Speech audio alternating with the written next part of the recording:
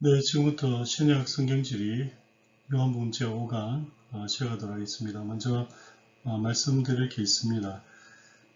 제가 녹화를 위해서, 녹음을 위해서 유선 마이크를 하나 신청했습니다. 근데 그게 도착하는데 시간이 조금 걸린다고 그렇게 얘기를 하네요.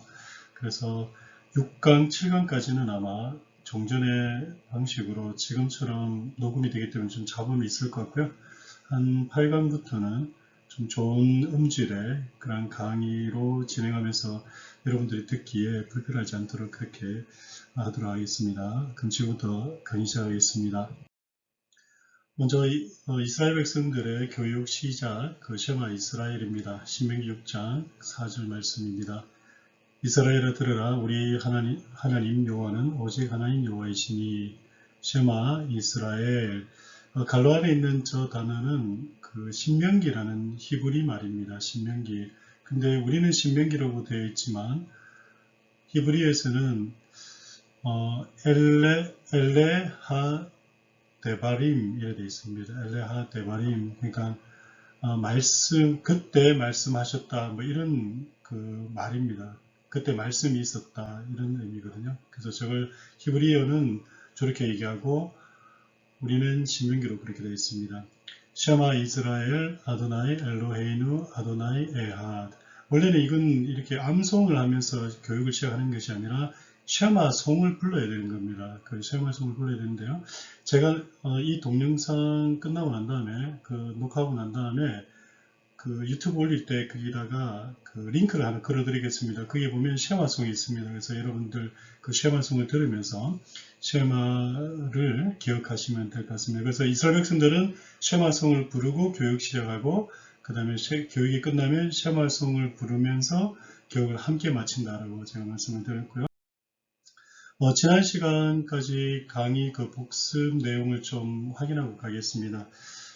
먼저 이스라엘 주요 지명의 위치와 이름이 있었고요.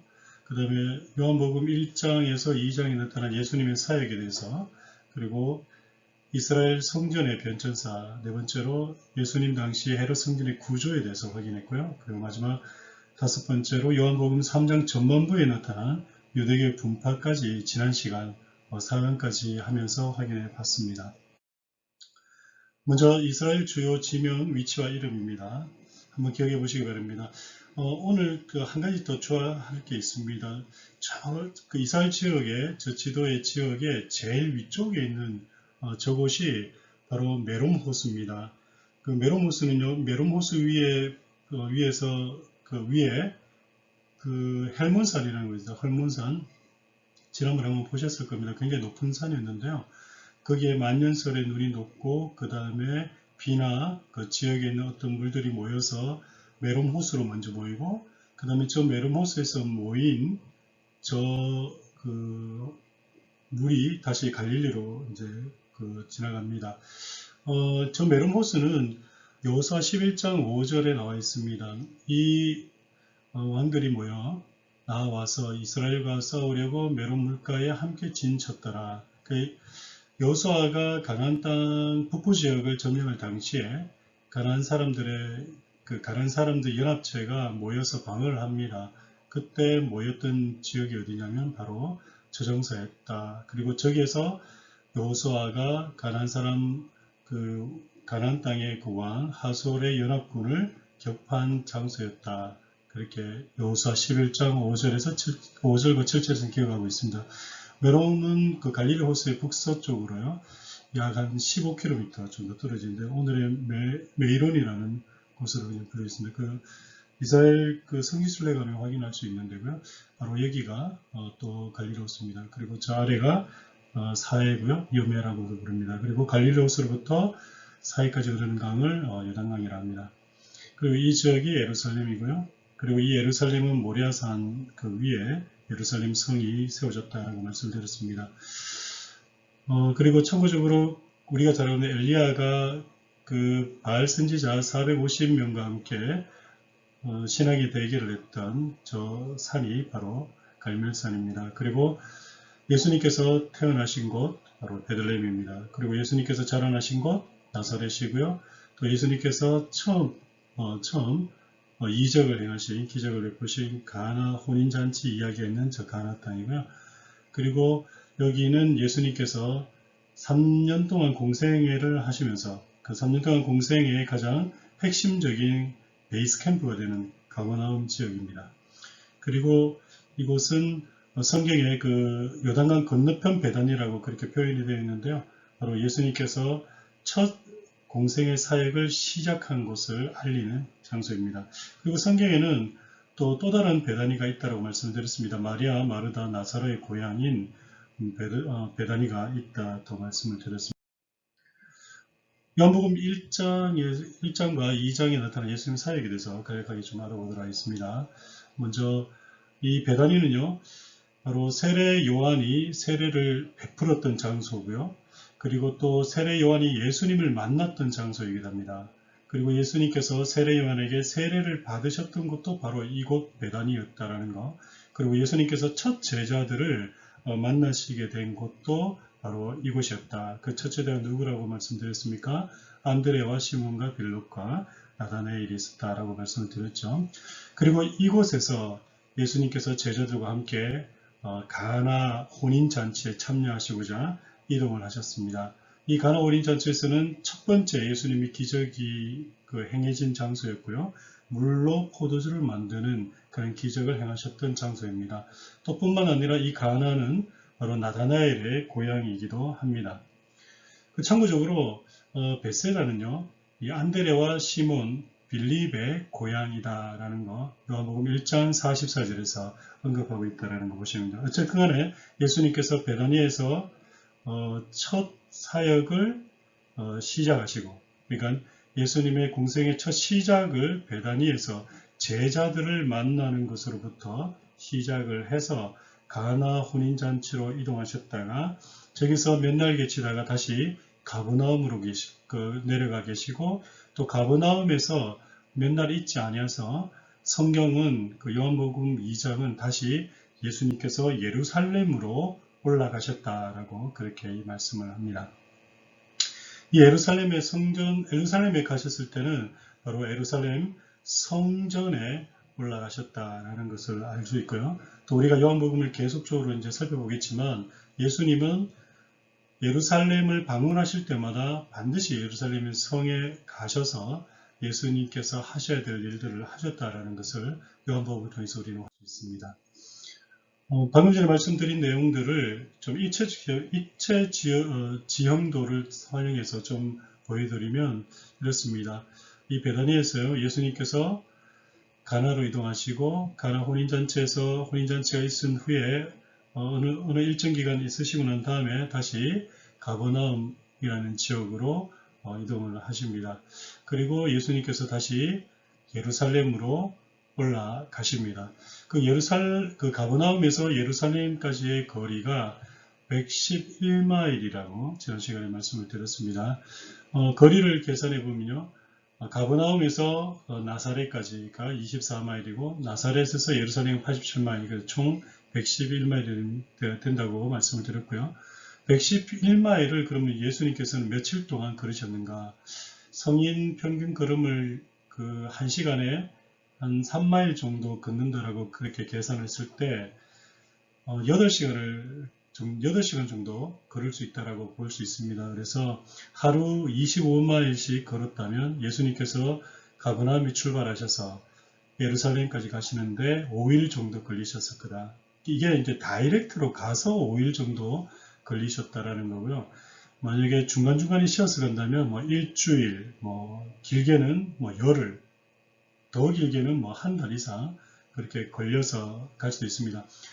그렇기 때문에 요한복음에서 우리가 깨달아야 되는 건 뭐냐면 예수님의 동선을 요한복음을 통해서 먼저 기억을 하고 그 다음에 마태, 마가, 누가복음에서 이야기하는 예수님의 행적들을 사이사이에 끼워 넣어야지 예수님의 그 3년간 공생애가 언제 어떻게 이루어졌는지를 우리가 정확하게 볼 수 있다고 말씀을 드렸었습니다.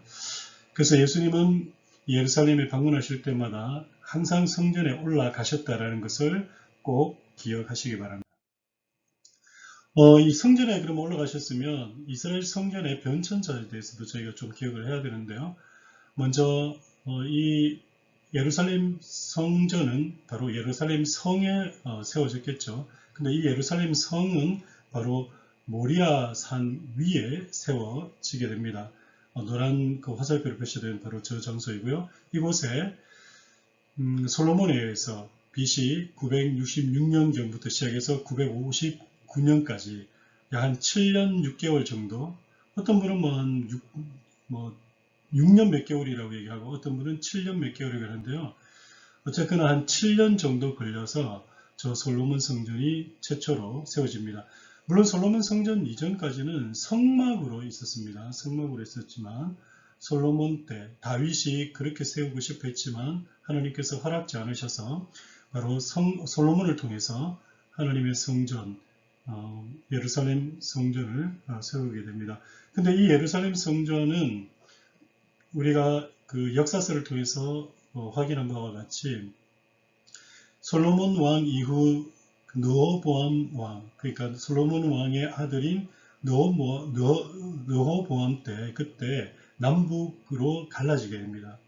그래서 북이스라엘과 남유다로 두 나라로 갈라지게 되는데요.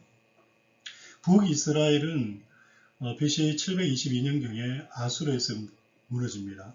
멸망이 되고 남유다는 BC 586년경에 그 바벨론 제국에 의해서 무너지게 됩니다. 멸망이 됩니다. 그때 지금 저 솔로몬 성전도 무너지게 됩니다.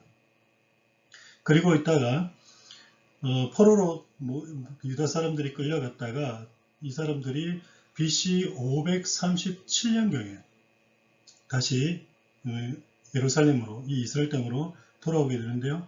이때 지도자로 인솔자로 왔던 스룹바벨과 예수아에 의해서 제2성전이 지어집니다. 바로 BC 536년부터 시작해서 516년, 약 20년에 걸쳐서 중간에 성전이 중단되는 일이 있었기 때문에 저렇게 기간이 좀 길어진 겁니다. 그래서 스룹바벨 성전이라고 하는 저 성전이 세워지게 되고요.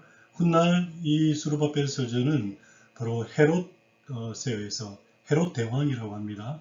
헤롯에 의해서 BC 19년부터 시작해서 AD 63년까지, 물론 이제 헤롯은 그 전에 사망합니다. 저 기간 동안 저 제2성전인 그 스룹바벨 성전이 리모델링이 됩니다. 그래서 화려한 성전의 모습으로 헤롯 성전으로 다시 그 리모델링이 돼서 탄생하게 됩니다. 이렇게 생겼습니다. 이거는 모형도이고요.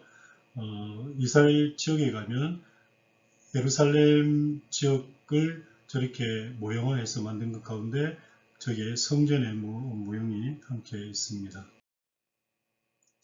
예수님 당시 헤롯 성전 구조에 대해서 한번 살펴보도록 하겠습니다. 여기가 지성소, 성소라고 불리는 그 공간이고요. 그 다음에 지금 흑색으로 표시된 이 부분이 바로 제가 전에 말씀드린 이스라엘과 이방인들을 구분하는 경계석이라고 말씀드렸습니다.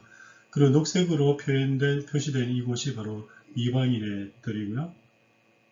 그리고 하늘색으로 표시된 이곳이 친로마파 유대인들의 만남의 장소인 왕의 행각이라는 곳입니다. 아마 성경에서는 왕의 행각이 등장하지는 않을 겁니다.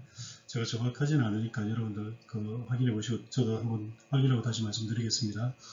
그리고 성경에는 가끔 요한복음에도 나오고 사도행전에서도 나오는데요. 바로 솔로몬 행각이라는 곳이 바로 이곳입니다. 유대민족주의자들의 만남의 장소라는 것입니다. 여러분 그 왕의 행각과 솔로몬 행각의 모습 속에서 그 구조에서 보시는 바와 같이 대부분의 백성들이 모여서 성경을 읽고 또 성전에 예루살렘 성전에 들어가면 만남의 장소를 하는 곳이 어디였다라는 거 아시겠죠? 그리고 왕의 행각을 딱 봐도 모양 자체가 귀족들만 모일 것 같은 그런 모습으로 서 있죠. 그래서 왕의 행각에는 아마 왕의 측근들이나 그 귀족들이, 그리고 저 밑에는 바로 사내들인 공회가 모이는 모임 장소도 있습니다. 그래서 아마 저 건물이 저렇게 세워진 것 같습니다. 예수님께서 예루살렘을 방문하셨을 때 성전 안에서 상행위가 이루어짐으로 성전 정화 사건을 일으키신 장소는 어딘가? 요한복음 2장에서요. 예수님께서 처음으로 기적을 행하시는 내용이 바로 가나의 혼인잔치에서 물을 포도주로 바꾸는 내용입니다. 그리고 2장은 다시 예수님께서 예루살렘 올라가시면서 예루살렘 올라가시자마자 뭘 하셨다라고 기록을 하고 있냐면 장사하는 자들의 그 상을 둘러엎으시고 뭐 비둘기 파는 사람들, 뭐 돈 바꾸는 사람들 상을 다 둘러엎었다라고. 그래서 우리가 그것을 성전 정화 사건이다, 뭐 성전 청결 사건이다 이렇게 얘기하는데 그러면 성경 청결 사건이 일어난 것이 어디가 있습니까? 네, 바로 녹색으로 표현된 바로 이곳 이방인의 뜰에서 성전 제사를 위한 상행위가 이루어졌다라고 말씀을 드렸습니다. 그럼 왜 예수님은 이방인들 뜰을 중요하게 생각하셔서 저기에서 이루어지고 있는 상행위를 또 그 장사들을 둘러 엎으셨냐라는 먼저 당시 종교 지도자들은요 여기만 성전이라고 생각을 했습니다. 이 말은 방금 전에 보여줬던 그 이방인의 뜰 바로 이곳을 당시 종교 지도자들은 하나님의 성전이 아니라고 생각한 거죠. 저 빨간색으로 표시된 저곳만 바로 성전이고 나머지 부분은 거룩한 곳이 아니다. 그렇기 때문에 이곳에서 이방인 뜰에서도 뭐를 할 수 있다. 상행위를 해도 무방하다라고 그렇게 생각을 한 겁니다. 하지만 예수님의 생각은 다르셨죠. 바로 예수님은 이방인을 포함한 이 전체가 다 하나님의 성전이다. 하나님의 전이다. 라고 얘기를 하신 겁니다. 그러다 왜 예수님께서 왜 그럼 이렇게 얘기하셨냐라는 겁니다. 이 말은 예수님은 이방인의 뜰을 중요시 하심으로써요. 이방인들도 하나님의 백성, 그러니까 구원받은 자들임과 동시에 그들도 하나님의 집에 있음을, 그러니까 하나님의 집에 있다는 것은 이미 구원받았다는 거죠. 그러니까 이방인들도 저 이방인들 뜰에서 장사하는 것을 둘러 엎으시고 그 돈 바꾸는 자들과 비둘기 파는 자들 상인들을 내어 쫓으시고 하신 이유가 저 이방인들, 유대인들은 당시 종교 지도자들은 저것은 하나님의 전이 아니라고 생각하고 저것은 그냥 이방 사람들만 그냥 와도 상관없는, 그러니까 전혀 하나님 제사와는 상관없는 곳이다라고 생각을 했기 때문에 저기를 부정하게 사용돼도 상관없다 했지만은 예수님께서는 이방인들도 하나님의 성전이다 라고 얘기를 하심으로써 그렇게 의도를 하심으로써 바로 이방인들도 구원받은 백성, 이방인들도 하나님의 집에 들어와 있다라는 것을 저런 모습들을 통해서 선포하시고 있는 내용입니다. 요한복음 3장 1절입니다. 바리새인 중에 니고데모라는 사람이 있으니 유대인의 관원이라. 먼저 여기서 유대인의 관원이라고 하는 그 바리새인이 어떤 사람인지에 대해서 지난 시간에 살펴봤는데요. 바로 예수님 당시 유대 교회의 그 분파, 유대인의 분파에 대해서 다시 한번 더 복습해 봅니다. 예수님 당시 유대교의 분파가 있습니다. 먼저는 바리새파라는 분파가 있는데요. 이 바리새파는 샴마이 학파와 힐렐 학파, 이 두 학파로 또 구성되어 있다라고 말씀드렸습니다. 샴마이 학파는 모세율법의 엄격한 해석과 적용을 주장한다고 했고요. 힐렐 학파는 모세율법의 온전한 해석과 유연한 적용을 주장한다 말씀드렸습니다. 구약 39권 전체를 믿고 있습니다. 샴마이 학파든 힐렐 학파든 모두 다 구약 전체, 그러니까 모세 오경이라고 하는 토라와 그리고 역사서와 예언서 이 모두를 다 그런 신앙 고백으로 또 하나님의 말씀을 믿고요. 또한 이 세상의 종말과 죽은 자들의 부활도 믿고 있습니다. 두 번째는 사두개인 제사장 그룹들이 있고요. 이들은요 특이한 것은 모세 오경만 인정합니다. 모세 오경만 인정하는데 이제 토라를 얘기하는 거죠. 창세기, 출애굽기, 레위기, 민수기, 신명기 5권만 인정하는데 이들은 그 특이하게 믿는 자의 부활을 그러니까 죽은 자의 부활을 인정하지 않습니다. 왜냐하면 모세오경에 부활이라는 단어가 없어요. 부활이라는 단어가 없다 보니까 그렇습니다. 세 번째는 SNF파입니다. 금력주의자고요. 엄격한 규율과 그다음에 공동체 생활을 강조합니다. 네 번째는 연심당이고요. 국수주의 집단이라고 합니다. 이스라엘 독립을 위해서 그 폭력과 또 납치, 살인도 마다하지 않는 이스라엘 독립을 위해서라면 자신들이 무력을 동원해서라도 그렇게 하는 그런 단체를 말합니다. 그리고 마지막으로 헤롯당이 있습니다. 바로 헤롯 가문을 지지하는 그룹. 그래 헤롯 가문을 통해서 헤롯 가문과 일붙어서 그들과 함께 이익을 추구하고 그러한 사람들을 말합니다.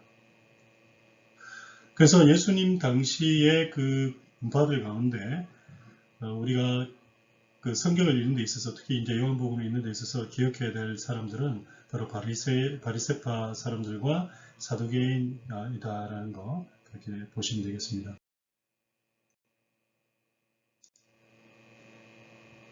요한복음 3장 2절 말씀입니다.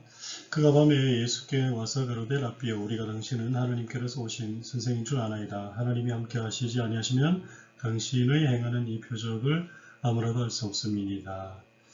지금 니고데모가 예수님께 찾아와서 얘기하는 내용이 바로 이 내용입니다. 니고데모가 예수님을 왜 이제 찾아왔을까라는 거죠. 니고데모가 예수님을 찾아온 이유가 있습니다. 첫 번째는 생각지도 않던 슈퍼스타가 등장을 한 거죠. 왜냐하면 30대 젊은 한 사람이 성전에 올라오자마자 지금 이 니고데모와의 대화가 언제 이루어졌냐면 예수님께서 예루살렘 성전에 올라가시고 그 성전에서 성전 청결 사역을 사건이라기는 뭐는데 그 예루살렘 성전 그 청결 그 사건을 일으키고 난 다음에 니고데모가 찾아오는 거거든요. 그러니까 유대 바리새인들의 대표가 되어서 예수님을 찾아온 겁니다. 근데 왜 찾아왔냐? 바로 슈퍼스타가 등장을 한 거죠. 왜냐하면 성전 정화 사건을 통해서 온 국민이 예수님께 관심을 집중하기 시작한 겁니다. 도대체 누구냐?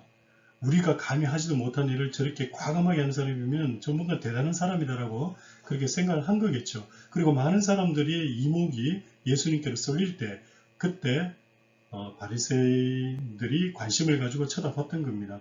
한 젊은 청년이 그래 와서 하는 것을 보고 그리고 그 당시에 그 바리새인들은 제사장 그룹하고 헤롯당과의 그 관계가 정치적인 그런 이해관계가 있었기 때문에 서로 알력을 가지고 있었고 서로 대립하는 과정, 대립된 상황이 있었습니다. 그러다 보니까 지금 그 성전에 올라와서 저 상행위를 하는 사람들의 상들을 막 뒤엎는 걸 보니까 분명히 사두개파 사람들하고 친목이 있는 사람은 아닐 거다. 그래서 아마 바리새인들은 바로 저 예수를 자신의 편으로 영입을 한다면 분명히 자기들에게 큰 도움과 유익이 있을 거다라고 판단을 했을 겁니다. 그래서 니고데모가 바리새파를 대표해서 바로 예수님을 만나서 예수님을 영입하려고 자신들의 그 집단으로 자신들의 그 모임에 그 바리새파로 영입하기 위해서 아마 예수님을 만나러 가지 않았을까 그렇게 생각할 수 있습니다.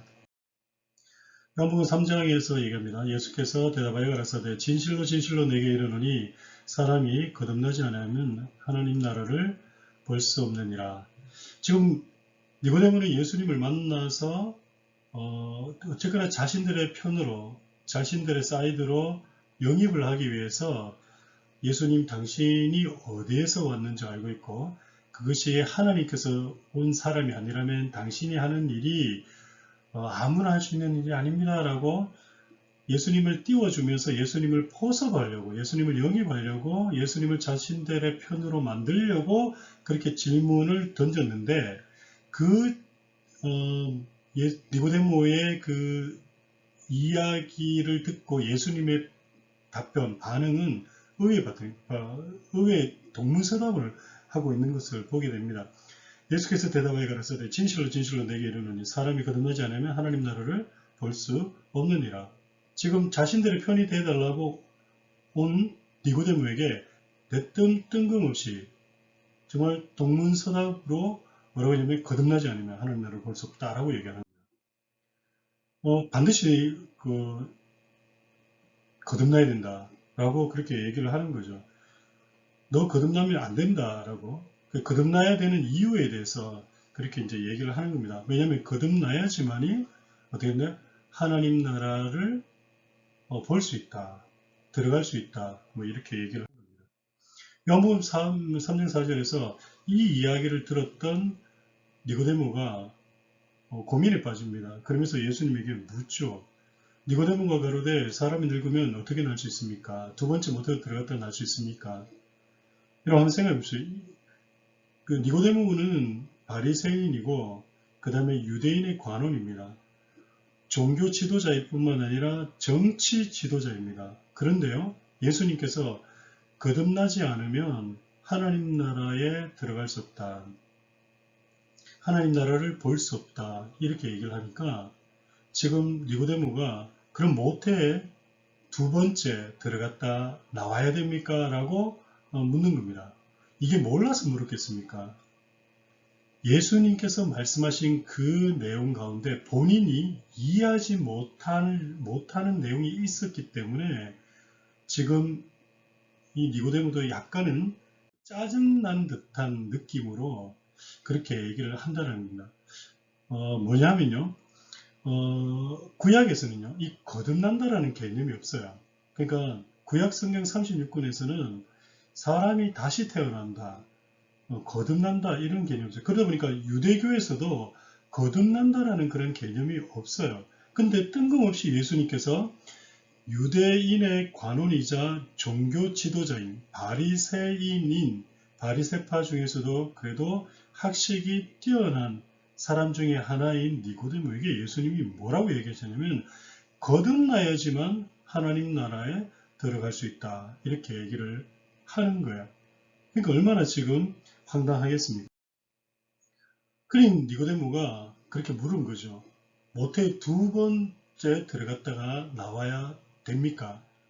자기도 그렇게 질문을 하면서도 이거는 말이 안 되는 소리입니다. 말이 안 되는 말입니다.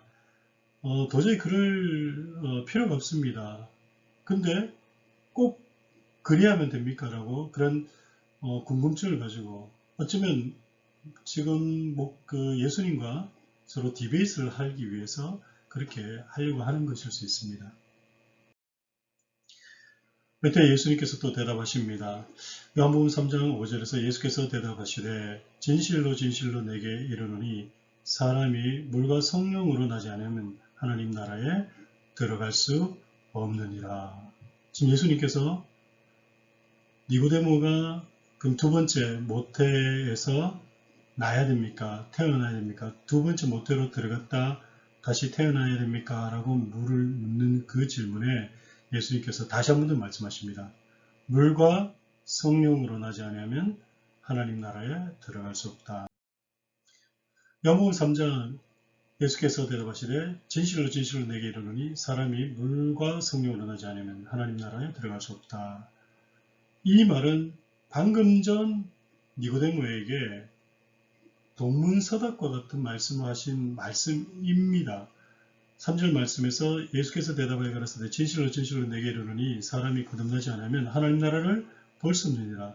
지금 5절과 3절을 이렇게 비교하니까 조금 헷갈릴 수 있는 것 같아서 또 내용의 진행이 니고데모와 예수님의 그 대화의 진행 내용이 조금 이해가 안 되실 것 같아서 한 번 더 구성을 해봤습니다. 지금 2절에서 니고데모가 예수님께 찾아옵니다. 밤에 찾아와서요 얘기합니다. 앞에 우리가 당신은 하나님께로 오신 선생인 줄 아나이다. 지금 예수님을 띄워주고 있는 거죠. 그리고 하나님이 함께 하시지 아니하시면 당신의 행하시는 이 표적을 아무라도 할 수 없습니다.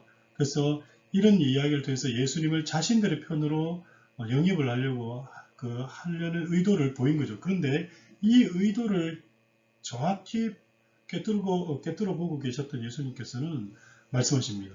예수께서 대답하여 가라사대 진실로 진실로 내게 이르노니 사람이 거듭나지 않으면 하나님 나라를 볼 수 없느니라. 지금 동문서답으로 지금 니고데모의 질문과 이야기에는 전혀 상관없이 예수님 니고데모에게 그 단도직입적으로 얘기를 하는 겁니다. 거듭나지 않으면 하나님 나라를 볼 수 없다라고 얘기하는 겁니다. 이 질문에서 니고데모 다시 얘기하는 겁니다. 니고데모가 가로되 사람이 늙으면 어떻게 날 수 있습니까? 두 번째 모태에 들어갔다 날 수 있습니까? 사람이 늙었는데 어떻게 날 수 있냐는 거예요. 모태에 들어갔다 나올 수가 있습니까? 이 말은 뭐냐면 묻는 말이 아니라 불가능하다. 거듭날 수는 없다. 사람이 늙어서 어떻게 다시 모태에 들어갔다 나오겠느냐. 지금 장난하냐 라는 그런 무슨 소리냐.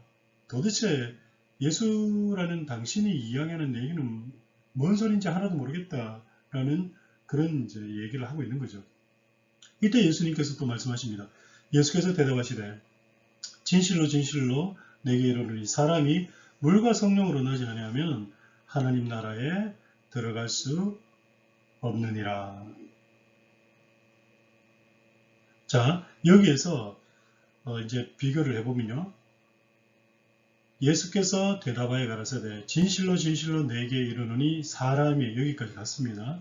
거듭나지 아니하면 근데 5절에서는 물과 성령으로 나지 아니하면 하나님 나라를 볼 수 없느니라를 들어갈 수 없느니라. 그러면 거듭나지 아니한다는 것은 바로 물과 성령으로 나지 아니한다는 겁니다. 그럼 거듭난다라는 것은 바로 물과 성령으로 난다라는 거예요.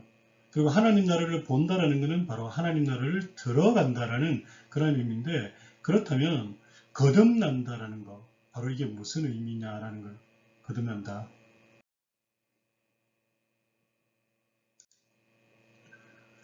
거듭난다라는 것은 그 예수님의 말씀에 의하면 요한복음 3장 3절 5절 말씀을 비교해보는데 바로 거듭난다는 건 물과 성령으로 난다라고 얘기를 하는 거거든요. 그러면 이제 물이라는 의미가 무엇인지 그리고 성령이라는 것이 무엇인지 우리가 한번 살펴봐야 됩니다. 물이란 무엇을 의미하는가? 에스겔 36장 25절에 보면 이런 말씀이 있습니다. 맑은 물로 너희에게 뿌려서 너희로 정결케 하되 곧 너희 모든 더러운 것에서와 모든 우상을 섬김에서 너희를 정결케 할 것이며 이게 무슨 말이냐면요. 성전 봉사와 정결 예식을 위해 쓰였던 정결수에 대한 이야기입니다. 에스겔이 그 환상 가운데 지금 이스라엘의 회복을 이야기하면서 이스라엘 사람들이 새 영과 새 마음을 받을 것인데 어떻게 받냐면 이렇게 받는다고 얘기하는 거거든요. 맑은 물로 너희에게 뿌려서 너희로 정결하게 되되 곧 너희 모든 더러운 것에서와 모든 우상을 섬기면서 너희를 정결케 하게. 이걸 우리가 읽으면 우리는 이게 무슨 말인지 몰라요. 그런데요. 이스라엘 백성들은 이 얘기를 들으면 저게 정결수를 뿌려서 정결하게 하는 거다라는 것을 알아요. 그러니까 성전 봉사와 정결 예식을 위해서 쓰여졌던 정결수라는 게 있거든요. 민수기 19장 13절에는 이런 말씀이 있습니다. 누구든지 죽은 사람의 시체를 만지고 스스로 정결케 아니하는 자는 여호와의 성막을 더럽힘이니라. 그가 이스라엘에게 끊쳐질 것은 정결케 하는 물을 그에게 뿌리지 아니하므로 깨끗게 되지 못하고 그 부정함이 그저 있습니다. 이게 무슨 말이냐면 그 모세가 이스라엘 백성들과 함께 출애굽해서 나와서 광야에서 여호와의 성막을 이제 세우게 됩니다. 그때 하나님께서 성막을 어떻게 세우는지 또 성막 기구에 관련돼서 여러 가지를 일일이 다 세세하게 말씀하십니다. 그러면서 뭐라고 얘기하시냐면 이제 성막이 세워지고 성막에 와서 이스라엘 백성들이 하나님께 제사를 드리든 뭔가를 할 때에 그때 성막에 들어올 때는 반드시 정결한 상태로 들어와야 된다. 더더욱이 누구든지 만약에 사람의 시체나 죽은 어떤 시체를 건드리거나 만지거나 뭐 다인 사람이 있다면 그 사람은 부정한 사람이기 때문에 성전에 들어올 수 없다. 성막에 들어올 수 없다. 그래서 만약에 성막에 들어와서 제사를 드리고 예배를 하려면 반드시 정결수로 정결케 하고 난 다음에 정결 의례를 하고 난 다음에 들어와야 된다라고 얘기를 하는 겁니다. 그래서 이 정결케 하는 물을 가지고 정결케 하는 물로 뿌림을 받아야지만이 깨끗게 된다라고 하는 거죠. 구약시대의 성전이나 성막에 들어가기 위해서는 반드시 정결의식을 행하고 들어가야만 했습니다. 이 정결의식을 위해서 반드시 필요했던 게 뭐냐? 바로 정결수였다라는 거 기억하셔야 됩니다. 그럼 어떻게 정결수를 만들 수 있느냐라는 겁니다. 그냥 정결수를 그냥 아무렇게나 만들어도 되냐? 뭐 정결수라 그래가 아무 물이나 떠서 그냥 내 몸에 뿌리면 되는 거냐? 절대 그렇지 않겠죠. 민수기 19장에서는 정결수를 만드는 것에 대해서 얘기를 하고 있는데요. 한번 보여드리겠습니다. 정결수 만드는 비법을 지금부터 이제 공개해드리겠습니다.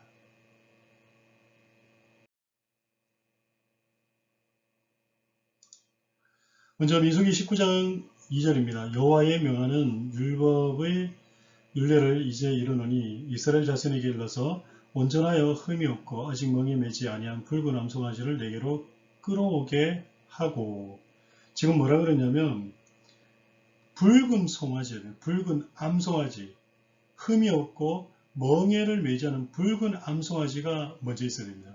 붉은 암송아지 있어야 되고요. 그리고 3절에서 얘기합니다. 너는 그것을 제사장 엘레아살에게 줄 것이요 그는 그것을 진 밖으로 끌어내어서 자기 목전에서 잡게 할 것이며, 이 붉은 암송아지, 그러니까 흠없고 멍에를 메어보지 않은 붉은 암송아지, 반드시 전신이 다 붉은 암송아지가 됩니다. 이 붉은 암송아지를 제사장에게로 데려가야 됩니다. 그리고 제사장은요, 이 붉은 암송아지를 진 밖으로 끌어내어서 데리고 가서 이 암송아지를 잡는 곳이 또 있어요. 그곳에서 이 붉은 암송아지를 잡아야 합니다. 그리고 19장 5절에서는요. 그 암송아지를 자기 목전에서 불사르되, 그러니까 송아지를 잡고 난 다음에요. 그 가죽과 고기와 피와 똥을 한꺼번에 같이 태워야 됩니다. 바로 이런 제단 위에서 저 붉은 암송아지를 각을 띄고 가죽도 벗겨내고 또 각도 뜨고 또 피와 이 똥을 다 저기다가 태우는 겁니다. 근데 이 태울 때 그 제사장이 어떻게 해야 되냐면 백향목과 우슬초와 홍색실을 취해서요. 암송아지를 사르는 불 가운데 던져야 돼요. 그러니까 백향목, 우슬초, 홍색실, 이 백향목이 있고요. 그 다음에 우슬초가 있고요. 그 다음에 홍색실, 이 세 가지를 암송아지가 타고 있는 곳에다가 함께 던져서 함께 태워야 됩니다. 그리고 7절에 이에 정한 자가 암송아지 죄를 거두어 진박 정한 곳에 둘지니 이것은 이스라엘 자손 회중을 위하여 간직하였다가 부정을 깨끗게 하는 물을 만드는 데 쓸 것이니 곧 속죄제니라. 지금 백향목과 우슬초와 붉은 실을 함께 저 암송아지와 태워서 다 태우고 난 그 재를 나중에 제사장이 거두어서 진 바깥 정한 어떤 일정한 곳에 준비된 곳에다가 거기다 두고 이제 이것을 가지고 부정을 깨끗게 하는 물로 만들게 한다라는 거예요. 그러니까 정결수를 아무렇게나 만드는 것이 아니라 바로 정결케 할 수 있는 저 재를 만들어서, 그래서 저 재는 암송아지와 백향목과 우슬초와 저 붉은 실을 가지고 함께 태워서 저 재를 가지고 그 다음에 또 어떻게 하냐면 그 부정한 자를 위하여 죄를 깨끗게 하려고 불사른 재를 취하여 흐르는 물과 함께 그릇에 담고, 그래서 흐르는 물에 가서 그릇에다가 그 재를 담아서 그 흐르는 물을 받아내면 어떻게 되면 이제 정한 자가 우슬초를 취하여 그 물을 찍어서 장막과 그 모든 기구와 거기 있는 사람들에게 뿌리고 또 뼈나 죽임을 당한 자나 시체나 무덤을 만진 자에게 뿌리되, 결국은 암송아지 그리고 백향목, 우슬초, 그 붉은 실을 가지고 함께 태운 그 재를 가지고 와서 그 재를 다시 항아리 되면서 흐르는 물에, 그러니까 그릇에 담아서 흐르는 물에 그 물을 받아서 저렇게 만들면 저게 바로 정결수가 되는 거죠. 저 정결수를 가지고 어떻게 된다? 성막에 들어가는 사람들, 성전에 들어가는 사람들, 저 들어가는 사람들이 만약에 부정하게 되었다면, 부정한 적이 있었다면 저 사람들에게 저 정결수를 뿌려줘야지만이 성막이나 성전에 들어갈 수 있는 거예요. 만약에 그렇지 않으면 부정한 자가 성막에 들어가게 되면 하나님의 징계를 받거나 하나님의 벌을 받아서 죽게 됩니다. 그래서 저 정결수가 하나님 성전을 봉사하거나 하나님 성전을 들어가기 전에 반드시 뭐가 있으면 정결수가 있어야 돼요. 왜요? 저 정결수는 부정을 정하게 만들어주는, 그리고 저 정결수는 속죄제다라고 얘기를 합니다. 속죄제라고 얘기하는 것이 그게 특이한 거예요.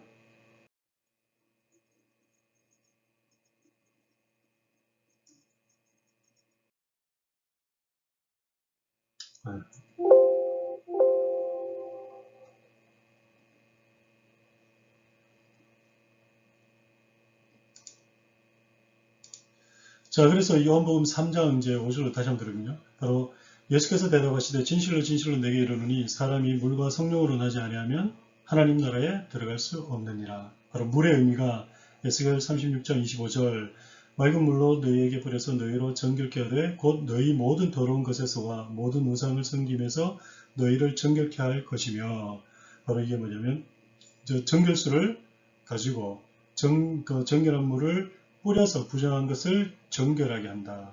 그러니까 부정한 자가 깨끗게 되는 것. 정결수를 통해서 맑은 물을 통해서, 저 맑은 물이라는 게 바로 그냥 흐르는 맑은 물이라는 게 정결수를 말하는 겁니다. 저 정결수가 부정한 자에게 뿌려져서 그 부정한 자가 깨끗게 되는 것. 즉 구약에서는 저것을 속죄제다 해서 속죄로 의미했고요. 신약에서는 이제 어떻게 되냐면 저게 바로 회개를 의미하는 바가 되는 겁니다.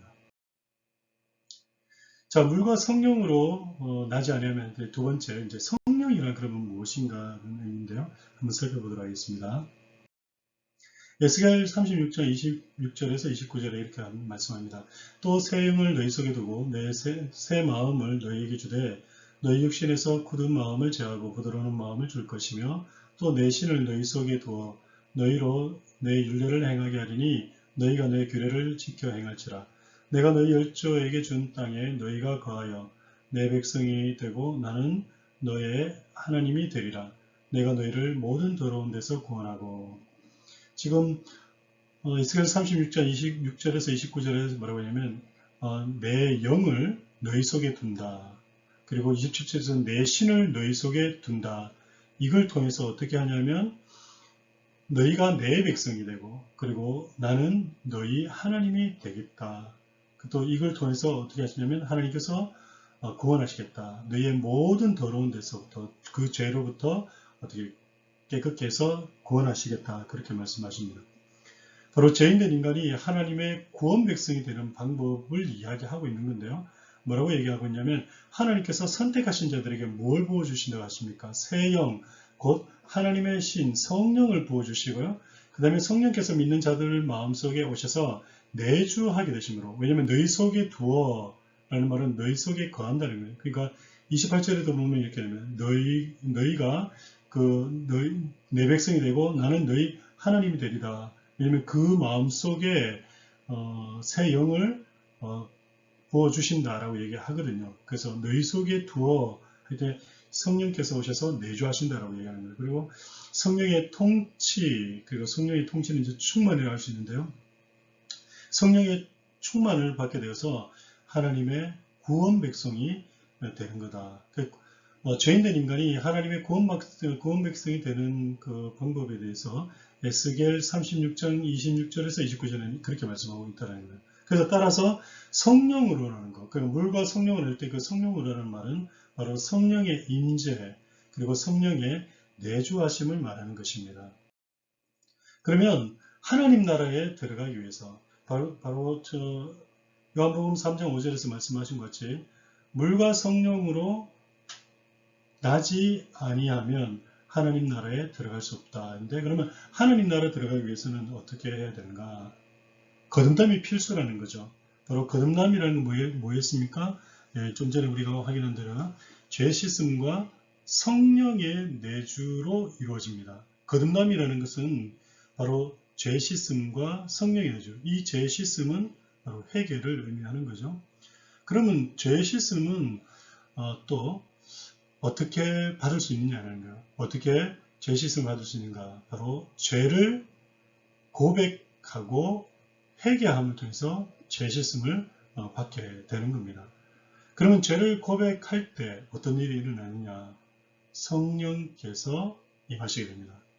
성도들 안에 내주하시게 되는 거죠. 그리고 성령이 믿는 자에게 임하심으로 어떤 일이 일어나게 되는 겁니까? 예, 믿는 자에게 거듭남이라는 것, 중생이 일어나는 겁니다. 그러니까 하나님 나라에 들어가기 위해서는 이러한 과정들을 이러한 과정들을 경험하게 된다 그런가요? 이러한 과정들이 있게 되는 거죠. 믿는 자들에게, 성도들에게, 구원받은 자들에게 있습니다. 거듭남으로 죄 씻음과 성령의 거듭남이라는 것 자체가 죄 씻음과 성령의 내주로 이루어진다는 거예요. 그러니까 하나님 나라 들어가기 위해서는 거듭나야 되는데 그 거듭남은 죄 씻음과 성령의 내주로 이루어진다는 거예요. 그럼 그 죄 씻음은 어떻게 있는 거냐? 바로 죄의 고백과 회개. 그리고 죄의 고백과 회개가 일어날 때 성령께서 임하시고 또한 성령이 믿는 자에게 임하심으로 인해서 어떻게 되냐? 바로 거듭나게 되는, 믿는 자가 중생하게 되는 그런 일이 있게 된다는 겁니다. 그렇다면 거듭남에는 방금 제가 말씀드린 대로 그럼 순서가 있는가라는 거예요. 즉 예를 들어 먼저 회개가 그리고 제 고백을 하면 두 번째로 성령께서 임하시게 되고 그리고 성령께서 임하시면 성령께서 임재하시고 그 임재에 의해서 어떤 일이 우리 신자들이 거듭나는 중생이 일어나는 이런 일련의 순서, 과정, 단계가 이렇게 이루어지느냐라는 거예요. 절대 아닙니다. 이거는 절대 이렇게 그 과정으로 인해서 거듭남이 일어나지 않아요. 이게 무슨 말이냐면 먼저 회개하고 재고백이 있어야지만 성령이 임하고 또 성령이 임하시고 성령께서 우리 가운데 내주 죄송하네요. 이게 성령의 임재가 있고 성령의 내주인데 죄송해요. 세 번째가 성령의 내주인데요. 저 성령의 내주가 있고 저 성령의 내주가 있고 난 다음에 중생 거듭남이 일어나냐 이 순서가 1번, 2번, 3번, 4번으로 가냐? 아니라는 거예요. 이렇게 가는 게 아니고요. 신자들의 그 거듭난 중생은 동시에 일어나는 겁니다. 동시다발적으로 일어나는 성령의 역사예요.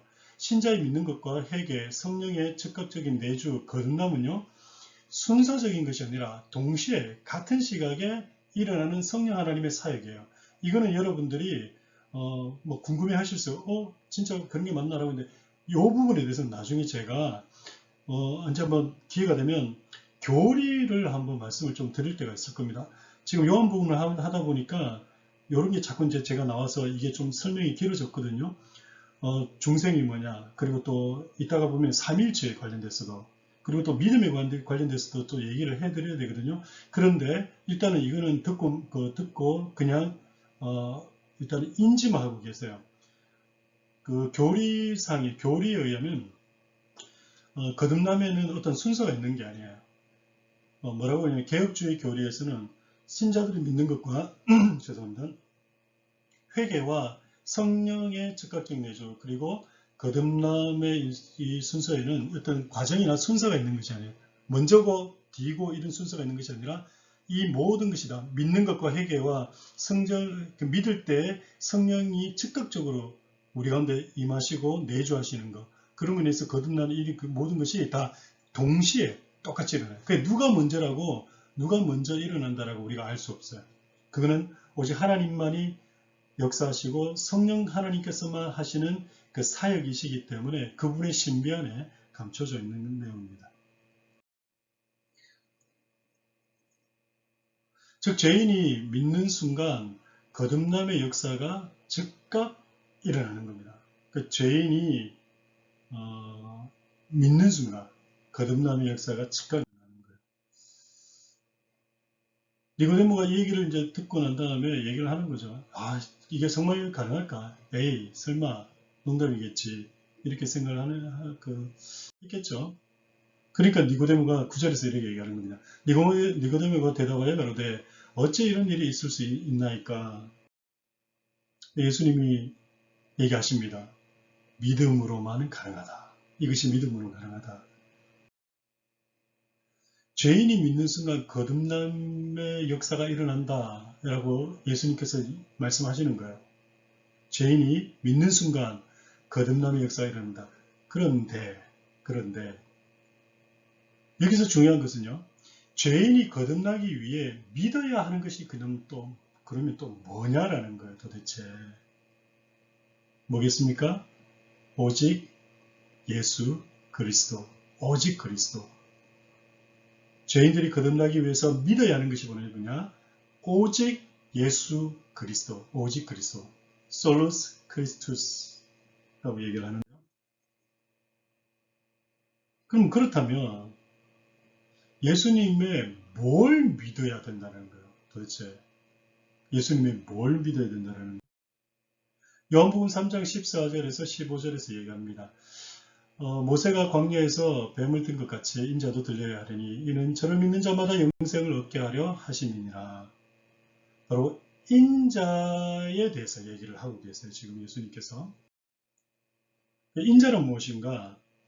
직접적인 의미로는요. 말 그대로 사람의 아들이라는 말입니다. 인자, 그 사람 인자, 그리고 사람 자자, 뭐 놈자자라고 하지만은 사람의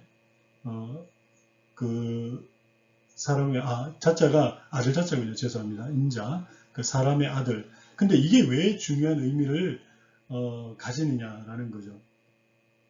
다니엘서 7장 13절에 이런 말씀이 있습니다. 내가 또 밤 이상 중에 보았는데 인자 같은 이가 하늘 구름을 타고 와서 옛적부터 항상 계신 자에게 나와서 그 앞에 인도되며, 지금 다니엘서 7장 말씀은요. 다니엘이 본 환상, 앞으로 메시아가 오셔서, 메시아가 재림하셔서 하나님의 나라를 회복시킬 것에 대한 환상을 보는 가운데 지금 얘기를 한 거예요. 본인이 본 환상 얘기를 하는 겁니다. 내가 또 밤 이상 중에 보았는데 인자 같은 이가 하늘 구름을 타고 와서 라고 얘기를 하는 겁니다. 인자란 그럼 뭘 의미하느냐? 예수님 당시 이스라엘 사람들에게는요, 인자라는 말은 곧 메시아, 통치자, 왕, 구세주를 의미하는 말임을 다들 알고 있었다. 이 말은 뭐냐면 예수님 당시 이스라엘 사람들, 유대인들은요, 인자라 그러면 이게 무슨 의미인지 알았다니요. 우리는 잘 몰라요. 그런데 유대인들은 인자라고 얘기하면 무슨 말인지, 누굴 의미하는지 그걸 알고 있었다는 거예요. 그래서 예수님께서 자신을 인자라고 한 것은 바로 자신이 메시아다라고 말씀을 하시는 내용입니다. 그리고 이 메시아는 성육신하신 하나님, 곧 참인간, 인자라고 선포하고 계시는 거예요. 본인이 성육신 하셨기 때문에 내가 인자다 바로 얘기하심을 통해서 내가 누구다? 메시아다. 성육신한 하나님이다 라고 말씀하고 계시는 거예요. 따라서 오늘날 기독교인들, 그리스도인들은요, 예수님을 창조주 하나님으로 그리고 구속주 하나님이 되시고자 성육신하신 제2 하나님 성자를 믿는 겁니다. 제가 좀 글을 잘못 썼네요. 그러니까 오늘 기독교인들은 예수님을 믿는데 예수님의 무엇을 믿냐면요. 창조주 하나님으로서 구속주 하나님이 되시고자 성육신하신 제2 하나님 성자를 믿는 겁니다. 그러면 이분이 왜 성육신하셨고 그리고 이분의 무엇을 믿느냐고 했을 때 또 다른 내용이 있습니다. 요한복음 3장 14절에서 15절 다시 한번 말씀드릴게요.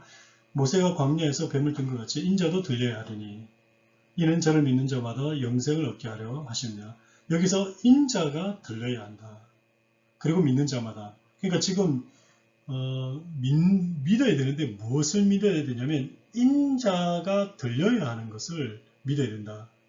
그러니까 니고데모가 거듭나기 위해서 그러면 거듭나야지만이 하나님 나라 들어갈 수 있는데 그 거듭나면 믿음으로만 가능하다라고 예수님께서 말씀하니까 그 믿음이 도대체 무슨 믿음입니까? 바로 나를 믿어야 되는데 나의 나의 들려짐을 믿어야 된다. 그리고 이 들려짐을 믿는 자마다 뭐 어떻게 된다고요? 영생을 얻게 된다라고 얘기를 하는 겁니다. 그러니까 인자도 이스라엘 가면 이런 그 지역이 있다고 하네요. 뭐 모세가 광야에서 그, 그 어떤 사건을 만나게 됩니다. 그때 일어난 사건인데 이게 무슨 사건이냐면 민수기 20장에 가면 이스라엘 백성들이 이제 광야에 40년 동안 이제 광야 생활을 하지 않습니까? 그게 한 38년쯤 되었을 때 그때 2차 가나안 정복 들어가기 위해서 이동 중에 있었습니다. 1차는 실패하고 다시 오죠. 그리고 다시 2차 정복하기 위해서 이제 이동하는데 그때 이동 경로가 어떻게 되냐면 바로 광야에서 에돔 땅을 향해서 바로 이스라엘 땅으로 들어가려고 그랬어요. 그런데 에돔에서 이스라엘의 그 가는 길을 막았어요. 그 이스라엘 사람들은 에돔 땅을 지나가야지만이 바로 쇼커스로 들어갈 수가 있었는데 가나안 땅으로 들어갈 수 있었는데 이때 에돔 사람들이 그 길을 막아요. 못 지나가게 해요. 그래서 에돔 땅을 돌아서 홍해 길로 가게 됩니다. 이때 사람들이 그 돌아가는 그 길 때문에 불평불만해요. 모세에게도 불평불만하고 뭐 하나님에게도 불평불만하고 그때 하나님께서 어떻게 했냐면 불평하는 그 사람들에게 뱀, 그러니까 영어 성경에는 코브라로 되어 있습니다. 독사를 보내가지고 그 불평하는 사람들을 다 물어 뱀에게 물려서 죽게 하십니다. 그게 바로 민수기 21장 8절과 9절인데요. 이때 이스라엘 백성들이 뱀에 물려서 막 죽어가며 있을 때 그때 이스라엘 백성들이 모세에게 살려달라고 애원할 때에 그때 모세가 하나님께 기도하고 하나님께서 모세에게 얘기하신 내용입니다. 여호와께서 모세에게 이르시되 불뱀을 만들어 장대 위에 달라 물린 자마다 그것을 보면 살리라. 모세가 놋뱀을 만들어 장대 위에 다니 뱀에게 물린 자마다 놋뱀을 쳐다본 즉 살리라. 이 말씀이 왜 중요하냐면 바로 물린 자마다 놋뱀을 쳐다본 즉 살리라. 지금 하나님께서 모세에게 지금 죽어가는 저자들에게 죽어간다는 게 뭐 이미 이제 죽는다는 얘기죠. 살아는 있지만 이미 죽는다는 얘기인데 저 죽어가는 자들에게 불뱀을 만들어서 장대에다가 매달아라. 그리고 그걸 모든 이스라엘 백성들에게 보게 하라라고 얘기를 하시는 거예요. 그래서 뱀에게 물린 자마다 놋뱀을 쳐다보면 살게 된다라고 얘기를 하는 겁니다. 그래서 이 물린 자라는 건요, 바로 죽은 자를 얘기하는 거예요. 놋뱀은 대속자를 얘기하는 거고요. 쳐다본 자, 이거는 이제 믿는 즉시라는 신약적인 해석입니다. 그래서 요한복음 3장 14절에서 15절 이 말씀은 바로 무슨 의미냐면 인자도 들려야 하리니 예수님께서 어떤 죽음을 맞이하실지에 대한 암시를 보이고 있는 거예요. 그리고 믿는 자마다 그러면 우리는 또 무엇을 믿는 자라는 것인가를 한번 또 생각해 봐야 되고 그리고 영생을 얻게 된다는데 이 영생에 대해서도 영원한 생명에 대해서 무엇인지에 대해서도 알아야 됩니다. 요한복음 13장 18절에서 얘기합니다. 저를 믿는 자는 심판을 받지 아니하는 것이요 믿지 아니하는 자는 하나님의 독생자의 이름을 믿지 아니하므로 벌써 심판을 받은 것이냐. 지금 거듭남에 대해서 얘기를 예수님께서 니고데모에게 계속 하시면서 이제는 어디로 끌고 가십니까? 이 얘기를 믿는 자에게 이 믿음에 대해서 끌고 가시는 거예요. 거듭나는 물과 성령으로 나는 거고 물과 성령으로 나는 것이 무엇인지를 알게 하고 그 다음에 하나님 나라 들어가는 것에 대해서 얘기하시면서 그 하나님 나라에 들어가는 것은 거듭남인데 그 거듭남이 또 이루어지는 것은 무엇으로? 또 믿음으로 또 이루어진다. 믿음으로 하나님 나라 들어간다라고 거듭남이 믿음으로라는 그런 단계로 이렇게 옮겨가는 그런 말씀을 하고 계시는 겁니다. 여기서 잠깐 우리가 예수님 말씀을 다시 한 번 더 정리를 해보죠. 지금 방금 전에 말씀드린 대로 니고데모와 예수님의 대화를 바탕으로 해서요. 지금 천국에 들어가기 위해서는 거듭나야 된다라고 말씀합니다. 그리고 영생을 얻기 위해서는 믿어야 된다라고 또 얘기를 하는 거예요. 그래서 따라서 예수님은 니고데모에게 거듭남을 시작으로 해서 믿음으로 지금 이동해 가고 계시는 거예요. 믿음으로. 그래서 믿음으로 구원 얻음에 대한 말씀으로 전개해 나가시는 겁니다. 물론 우리가 읽지는 않았지만 보지는 않았지만 요한복음 3장 14절 15절 그리고 16절 빼고 그리고 16절 17절 빼고 18절을 봤는데요. 16절에는 우리가 너무나 잘 알고 있는 내용이 나옵니다. 뭡니까? 하나님이 세상을 이처럼 사랑하사 독생자를 주셨으니 이는 저를 믿는 자마다 멸망치 않고 영생을 얻게 하려 하심이니라 라는 그 말씀을 뺐는데 그 말씀 워낙 잘 알고 있는 말씀이라 제가 시간상 뺀 거고요. 지금 어쨌거나 예수님과 니고데모의 대화, 니고데모와 예수님의 대화를 통해서 지금 예수님이 끌고 나가고 계시는 그 이야기의 흐름이 어디로 가고 있는지를 여러분이 아셔야 돼요. 거듭남으로부터 시작해서 믿음으로 그리고 그 믿음이 어떻게 구원을 이루게 되는지 어떻게 영생을 주어지게 하는지에 대해서 그 믿음으로 나아가는 믿음으로 이동해가는 과정의 대화를 하고 계시는 내용이 바로 니고데모와 예수님의 대화다라는 걸 보면 됩니다. 자, 여기서 그러면 또 질문을 우리가 한번 던져봐야 됩니다. 그러면 예수님께서 말씀하신 믿음이 무엇이냐고요. 도대체 믿음이 뭐냐? 그러면 또 믿는다고 만약에 우리가 고백을 한다면 구원 받는 것인가? 믿는다라고만 고백한다면 구원 받는가? 세 번째 또 생각해보면 믿음에도 진짜와 가짜가 있을 수 있는가? 그리고 네 번째가 뭐냐면 가짜 믿음이 있다면 고백했음에도 불구하고 그 믿음으로 천국까지 못하는가? 그러니까 믿음 중에도 진짜 가짜가 있는데 만약 가짜 믿음을 우리가 가지고 있다면 근데 가짜 믿음으로 가지고 뭐 입술로 고백을 했다 하더라도 입술로 고백을 하면 그 믿음으로 가짜 믿음으로는 천국까지 못하는가? 그리고 또 다섯 번째 그렇다면 참 믿음이 그러면 뭐냐 도대체? 그리고 마지막으로 우리를 구원케 하는 참 믿음은 어떻게 얻게 되는가? 이거에 대한 질문을 우리가 여기서 이제 해봐야 됩니다. 저와 여러분은 우리가 교회를 그냥 쉽게 다니죠. 여러분은 뭐 쉽게 안 다닐 수 있지만은 어떤 면은 저는 좀 그런 게 있지 않는가라는 고민을 할 때가 간혹 있습니다. 또 간혹 우리 교인들 가운데서도 교회에 나오실 때 정말 우리가 믿음에 대한 고민을 하면서 신앙생활하고 있는가라는 생각을 할 때가 있거든요. 혹시 여러분들은 이런 생각을 해본 적이 있으십니까?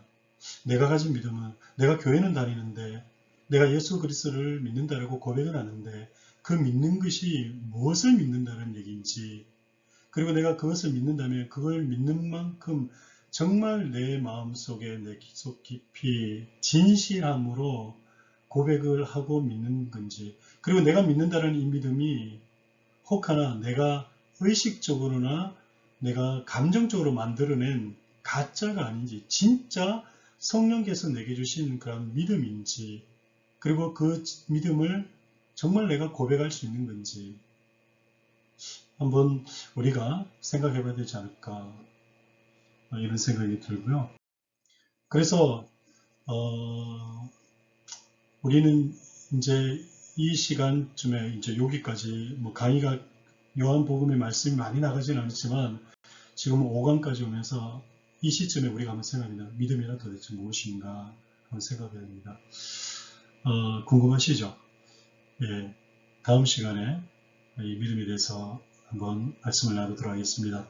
오늘도 내용이 좀 많이 길어진 것 같습니다. 중간중간에 얘기를 조금 길게 하다 보니까 그렇게 된 것 같고요. 어쨌거나 제 5강까지 함께 해주셔서 감사드리고요. 다음에는 이 믿음이 무엇인지에 대해서 우리가 믿음에 대한 깊이 있는 내용을 함께 좀 나누고요. 그 다음에 니고데모 대화 이후에 이루어지는 또 중요한 스토리가 하나 있습니다. 요한복음 4장에 가면요. 바로 우리가 너무나 잘 알고 있는 사마리아의 그 한 여인과 예수님과 우물가의 한 여인과 예수님과의 대화 가운데 예외란 무엇인가를 다루고 있는 내용이 있습니다. 그 부분에 대해서 함께 나누도록 하겠습니다. 지금까지 함께 해주셔서 너무나 감사를 드리고요. 이제 교육이 교육이 끝낼 텐데요. 항상 교육의 시작과 끝은 바로 쉐마송을 통해서 한다고 말씀을 드렸죠. 쉐마 이스라엘 16장 4절의 말씀 이스라엘아 들으라 우리의 하나님 여호와는 오직 하나인 여호와시니 쉐마 이스라엘 아도나이 엘로헤이누 아도나이 에하드. 지금까지 함께 해주신 우리 교우님들 감사드립니다. 다음 시간에 뵙도록 하겠습니다.